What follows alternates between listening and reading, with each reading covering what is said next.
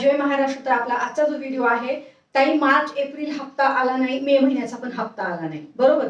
तर याच मुद्द्यावर आपला आजचा व्हिडिओ आहे आणि सगळ्यात महत्त्वाचे जे तुमचे प्रश्न होते त्याच्यावर मी ऑलरेडी व्हिडिओ शेअर केले, जरूर पहा. ओबीसी बऱ्याच महिला विचारत होत्या, ताई ओबीसीचं कधी वितरण होणार, ताई ओपनचं कधी वितरण होणार, ताई एसटीचं कधी वितरण होणार, एनटीचं कधी वितरण होणार, आम्हाला हप्ताच आला नाही. या विषयावर काय विषय आहे तो त्याची माहिती घेऊन तुमच्यापर्यंत व्हिडिओ पोहोचवलाय. तुमच्या कमेंटच्या आधारावर आपला व्हिडिओ आहे आणि पहिला व्हिडिओ आपलाच आला आहे, त्यामुळे तो व्हिडिओ नक्की पहा. तो आपल्या चॅनलवरती व्हिडिओ आहे ऑलरेडी, ठीक आहे. आताचा जो व्हिडिओ आहे, मार्च एप्रिल हप्ता आला होता ताई पण मे महिन्याचा हप्ता आला नाही, किंवा मार्च एप्रिल हप्ता ताई आला नाही, मे महिन्याचा पण हप्ता आला नाही. ताई आता आम्ही काय करायचं, आम्हाला हप्ता मिळणार नाही का, आमचे फॉर्म अपात्र आहेत का, तर संबंधित सगळी माहिती खालच्या लिंक मध्ये दिलेली आहे. खाली जी लिंक दिली आहे त्या लिंकवर जा आणि तो व्हिडिओ पहा.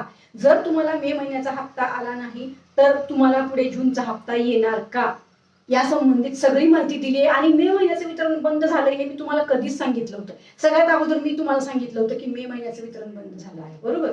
तुम्ही व्हिडिओ पाहत नाही तर त्याला मी काहीच नाही करू शकत. तुमच्या सगळ्या प्रश्नांची उत्तर आपल्या व्हिडिओच्या अंतर्गत दिलेली असतात.